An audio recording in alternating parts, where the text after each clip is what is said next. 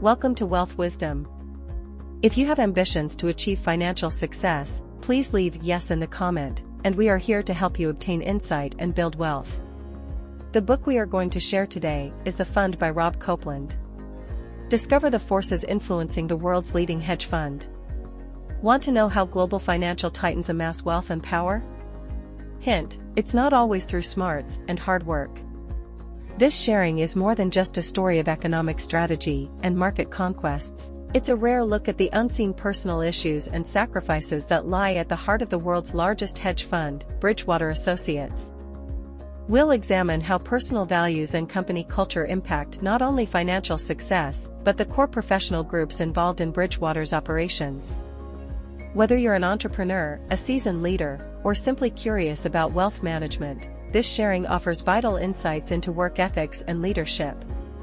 Before we continue, if you are interested in this topic, please consider subscribing and give us a thumb up. Let's continue. Bridgewater's beginnings. Let's go back in time to witness the birth of Bridgewater Associates. But hold on, this tale isn't just about the creation of a hedge fund, it's about the emergence of a philosophy, a set of beliefs that profoundly shape a financial institution. It's 1970. Ray Dalio finds himself at a grand Thanksgiving dinner hosted at the Park Avenue residence of George and Isabel Leib. The 21-year-old's modest Long Island upbringing starkly contrasts with the Leib's affluence. Dalio caddies for George Leib at the Links Golf Club. While working there, Dalio learns to improve his manners and charisma, to charm Wall Street types. He welcomes any advice along the way and impresses Isabel Leib, who sees him as a suitable mentor for her troublesome grandson, Gordon. In the hope of improving Gordon's behavior, she offers to send both young men on a European trip. Dalio declines her generous offer but becomes firm friends with the family. Dalio's strong grades and solid connections take him to Harvard Business School, where he sets himself apart with his unconventional approach to finance. However, post-graduation, he faces serious career challenges. His impetuous behavior results in his abrupt departure from Shearson Hayden Stone. Seeking a new direction, he pitches a commodities import-export venture called Bridgewater. But his proposals are all rejected. Eventually, Dalio secures enough capital from partners to start a wealth management fund out of his Manhattan brownstone. By the late 1970s, Ray Dalio is content and manages Bridgewater Associates freely. His deepening friendship with Barbara Gabaldoni culminates in marriage, exposing Dalio to the intricacies of generational wealth. His early collaborations with clients, such as McDonald's and Nabisco, are essential milestones in the company's expansion. Entering the 1980s, Bridgewater transforms. Inspired by his experiences, Ray Dalio pens The Principles, a document that serves as a sort of manifesto, becoming the cornerstone of Bridgewater's culture. These principles aren't just a framework for business decisions, but for personal conduct within the firm. Reflecting on these pivotal moments, it's clear that Bridgewater Associates strove for more than just financial success. It aimed to redefine company culture. Next, we'll delve further into Bridgewater's rapid ascent, along with the challenges that accompany such meteoric growth. From financial success to cultural conundrums, Bridgewater distinguished itself not just through its market prowess, but its distinctive and polarizing corporate culture. It's 2004, and under Dalio's leadership, the atmosphere at Bridgewater is intellectually stimulating yet difficult. Britt Harris assumes the role of CEO, but he soon discovers that thriving at Bridgewater takes more than financial skill. The rigorous conditions, shaped by Dalio's management style, affect his mental health, highlighting the demanding nature of life at the firm. By 2009, Bridgewater is basking in the success of its financial endeavors. However, Ray Dalio grapples with a challenge that transcends the numbers on the balance sheet. His main concern? Making sure the principles infuses every facet of Bridgewater's operations. The 90-page manifesto demands a deep commitment from its employees, going beyond conformity. For some, it becomes a way of life; for others, it generates stress and internal conflict. Dalio's leadership was far from conventional. Known for his straight-talking style, he famously introduced a new principle: no sugarcoating. This philosophy birthed Bridgewater's rigorous feedback culture, where every staff member, from interns to top executives, continuously sought self-improvement. Picture a workplace where feedback is as frequent as coffee breaks, and you'll get a feel of what it's like to work at Bridgewater. Adding to the strain, Paul McDowell, a consultant from Bearing Point, began his grandiose baseball card project. The aim? To create profiles for each Bridgewater employee, emphasizing their strengths and limitations. However, even this well-intentioned work couldn't elude Dalio's detailed review.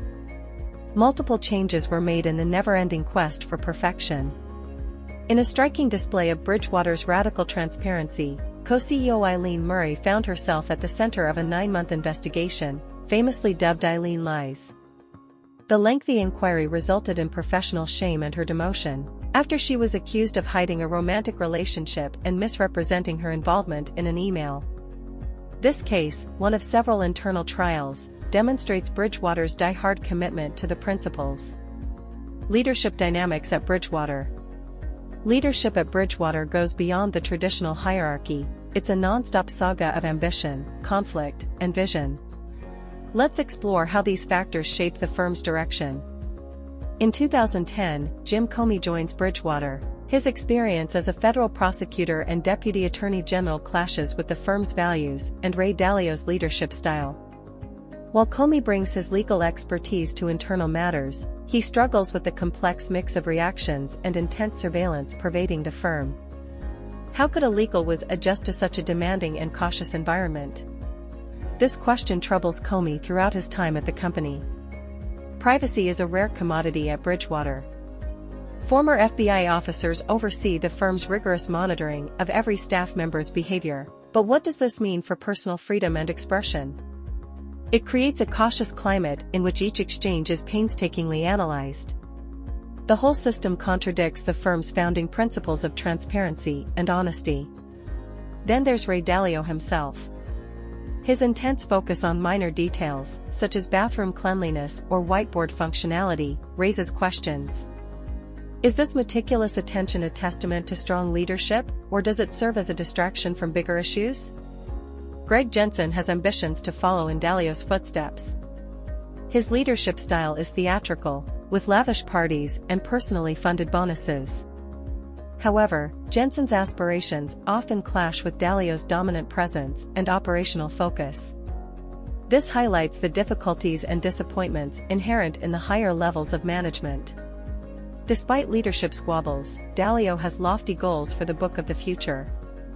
This book includes a set of apps designed to record and apply Bridgewater's philosophy. It's a risky, resource-intensive venture that fits Dalio's vision for the future. Jensen, on the other hand, is focused on the firm's investment plans and is aware that this initiative might jeopardize his own goals. This is the complex landscape in which Bridgewater's leadership dynamics played out. Now, let's turn our attention to how Bridgewater culture affected employees. The cost of radical honesty. Let's skip forward to 2015. As Bridgewater celebrates its 40th anniversary, Ray Dalio basks in the public image of a pioneer.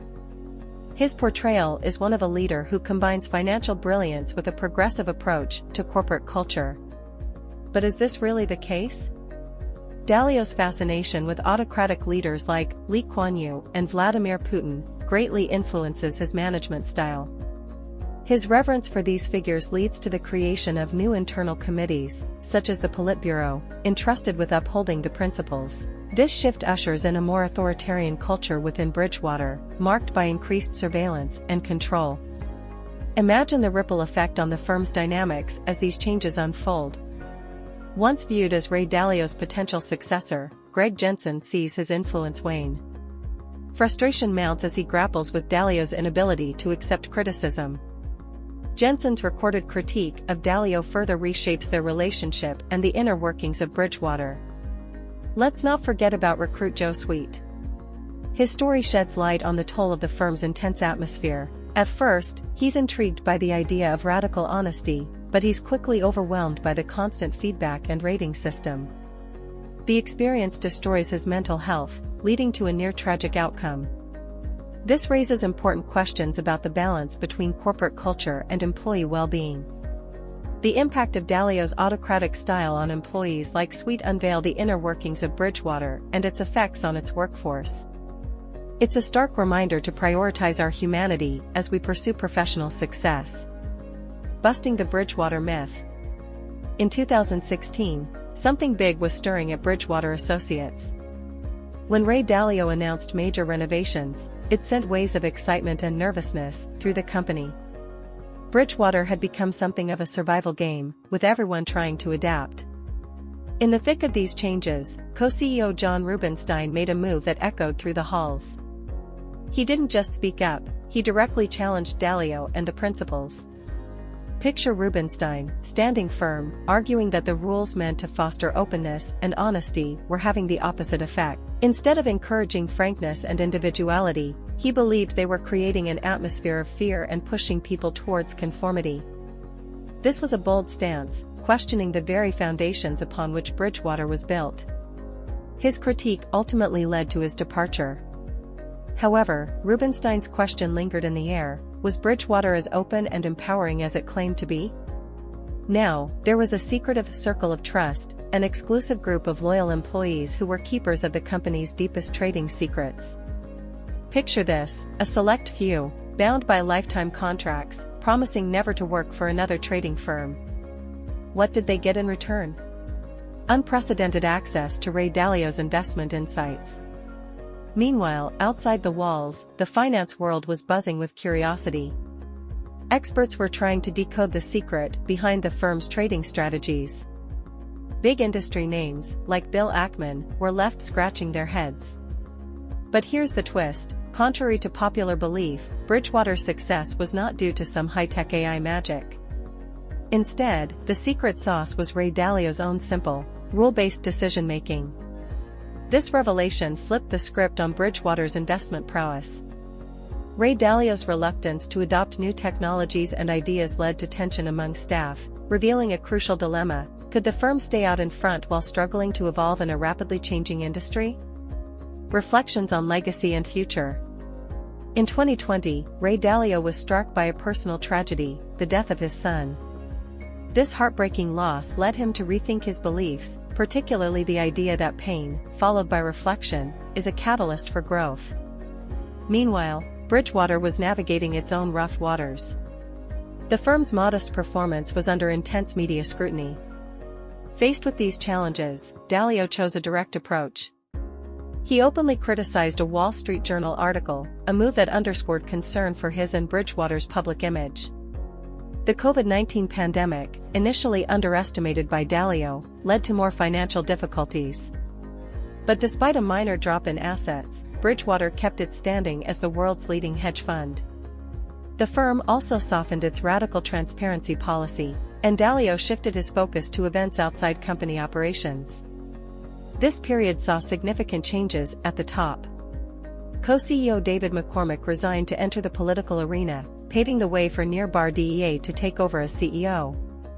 Amid these leadership transitions, Dalio's influence and wealth did not just hold steady, they grew. He remained an influential force in the markets and continued to act as a mentor to many, showcasing his enduring impact in the financial world. In 2022, Bridgewater's Pure Alpha Fund, led by Greg Jensen, thrived despite the global economic downturn, a testament to Jensen's leadership.